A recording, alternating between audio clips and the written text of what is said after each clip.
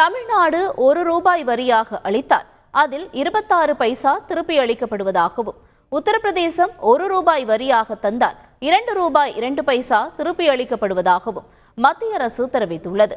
கடந்த 5 ஆண்டுகளில் மாநில வரியாக வசூலிக்கப்பட்ட வரி குறித்து திமுக எம்பி வில்சன் எழுப்பிய கேள்விக்கு மத்திய நிதித்துறை இணையமைச்சர் பங்கஜ் சௌத்ரி எழுத்துப்பூர்வமாக பதிலளித்துள்ளார்.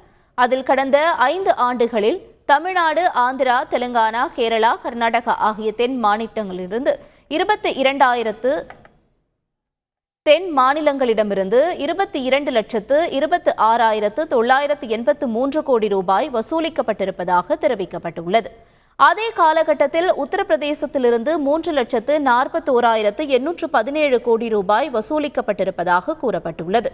கடந்த 5 ஆண்டுகளில் தென் மாநிலங்களுக்கு வரி பகிர்வு தொகையாக 6,42,295 கோடி ரூபாய் விடுவிக்கப்பட்டிருப்பதாகவும், உத்தரப்பிரதேசத்திற்கு 6,91,375 கோடி ரூபாய் விடுவிக்கப்பட்டிருப்பதாகவும் கூறப்பட்டுள்ளது. அதேபோல தமிழ்நாடு ₹1 வரியாக அளித்தால் 26 பைசா திருப்பி அளிக்கப்பட்டுள்ளதாகவும், உத்தரப்பிரதேசம் ₹1 வரியாக அளித்தால் ₹2 திருப்பி அளிக்கப்பட்டுள்ளதாகவும் தெரிவிக்கப்பட்டுள்ளது. மேலும் ₹1 அளித்தால் கர்நாடகாவிற்கு 16 பைசாவும், தெலுங்கானாவிற்கு 40 பைசாவும், கேரளாவிற்கு 62 பைசாவும் திருப்பி அளிக்கப்பட்டுள்ளதாகவும், மத்திய பிரதேசத்திற்கு ₹1 70 பைசாவும், ராஜஸ்தானிற்கு ₹1 14 பைசாவும் திருப்பி அளிக்கப்பட்டுள்ளதாகவும் கூறப்பட்டுள்ளது. மாநிலங்களுக்கான வருவாய் பகிர்வில் நிதிக்குழு வழங்கிய பரிந்துரைகளை நிச்சயம் பின்பற்றுவேன் என மத்திய நிதி அமைச்சர் நிர்மலா சீதாராமன் தெரிவித்துள்ளார்.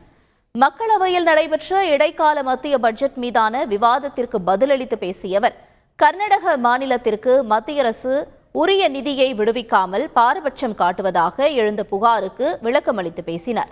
அப்போது கர்நாடகாவிற்கு பணம் மறுக்கப்பட்டது என்பது தமக்கு ஆச்சரியம் அளிப்பதாகவும், 13வது நிதிக்குழு பரிந்துரையின்படி கர்நாடகாவிற்கு ₹61,691 கோடியும், 14வது நிதிக்குழு பரிந்துரையின்படி 1,51,309 கோடியும் வழங்கப்பட்ட நிலையில், 15வது நிதிக்குழுவின் பரிந்துரைப்படி கடந்த 4 ஆண்டுகளுக்கு ₹1,29,854 கோடி வழங்கப்பட்டுள்ளதாகவும் அவர் தெரிவித்தார். மேலும் மாநிலங்களுக்கான வருவாய் பகிர்வில் நிதிக்குழு வழங்கிய பரிந்துரைகளை நான் நிச்சயம் பின்பற்றுவேன் எனவும் அவர் விளக்கமளித்துள்ளார். செய்திகளை உடனுக்குடன் தெரிந்து கொள்ள உடனே சப்ஸ்கிரைப் பண்ணுங்க.